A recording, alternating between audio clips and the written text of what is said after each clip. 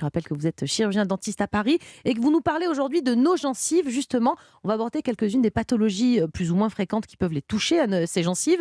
On va commencer par la fameuse gingivite. Docteur, expliquez-nous, c'est quoi une gingivite et c'est quoi les signes qui doivent nous faire penser qu'on a peut-être ça? Alors, comme je le disais tout à l'heure, la gingivite, ça va être simplement une inflammation, on va dire, superficielle du parodonte, une inflammation des gencives.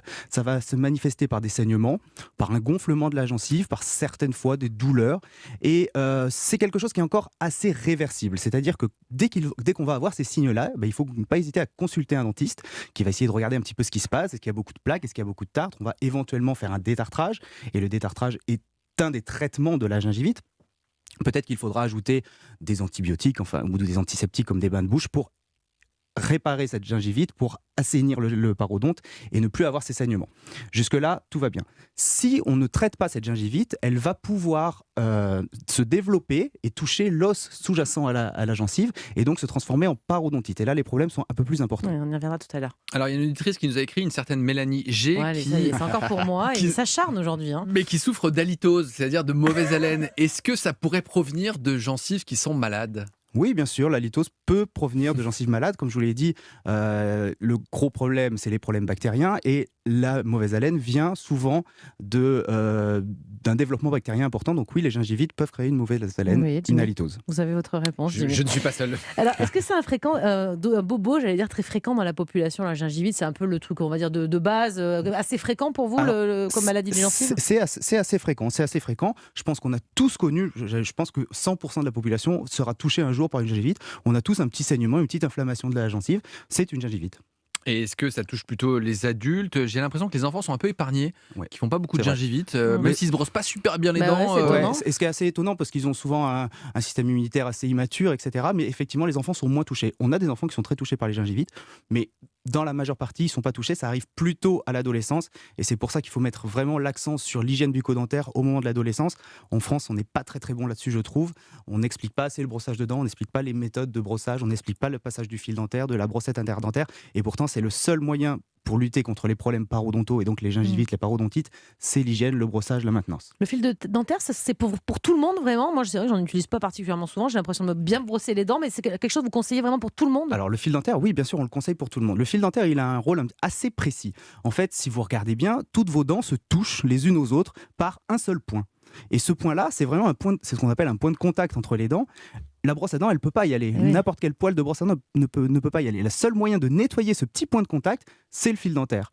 Et Donc, donc, il faudrait le passer tous les jours, au moins, si déjà on le fait au moins une fois par jour, tous les jours, le fil dentaire, c'est génial. En France, on a un petit peu de mal avec ça encore. Au moins une fois par jour le fil dentaire. Ouais. Déjà, il faut se brosser les dents au moins une fois par jour. Je pense que Alors, c'est pas le le cas, brossage de dents, les recommandations aujourd'hui, c'est 2 fois par jour, 2 minutes, le matin, le soir. C'est déjà très bien. Alors, avant, on faisait 3. On s'est aperçu qu'on faisait mieux 2 fois que Ouais. 3 fois. Donc, 2 fois, Et 2 un petit minutes, coup le de matin, le fil soir. dentaire en plus dans la journée. Et un quoi. petit coup de fil dentaire. Et moi, je vais même rajouter les Aïe. petites brossettes interdentaires pour Ah nettoyer bah entre vous, les c'est dents. long, hein, l'hygiène des dents, mais Ça peut c'est prendre, important. ça peut prendre du temps, mais les gens qui viennent nous voir pour des problèmes parodontaux, la première chose qu'on fait, c'est passer Revoir la base, quoi. 20 minutes, une demi-heure à expliquer comment nettoyer les dents, montrer le matériel, les brossettes interdentaires, etc. Parce que c'est le seul moyen de lutter contre les problèmes parodontaux. Et justement, une fois que la gingivite est installée, comment est-ce qu'on fait pour la traiter? Est-ce qu'on est obligé de passer par la case dentiste? Si j'ai mal à la gencive et que je saigne un petit peu, est-ce que moi je peux essayer de m'en sortir tout seul?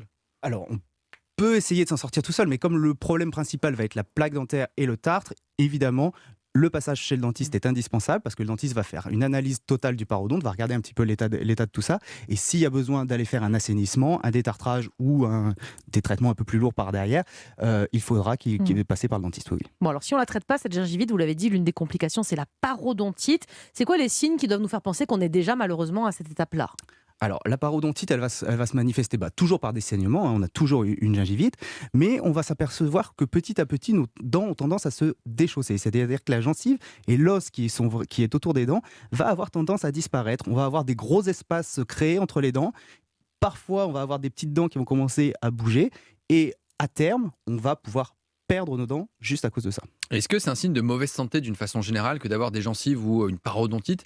est-ce que ça veut dire qu'on a de l'inflammation dans le corps et qu'on est plus à risque de certaines maladies et qu'on est un peu moins bonne santé? Alors, il y a une très grosse relation entre notamment le diabète et les maladies parodontales. On sait que l'un influe sur l'autre et l'autre influe sur l'un. Chez les fumeurs, on a énormément de problèmes parodontaux. Le tabac est vraiment un des facteurs de risque les plus importants dans la maladie parodontale. Quasiment 100% des fumeurs ont des problèmes parodontaux et c'est très difficile de les soigner sans arrêter le tabac.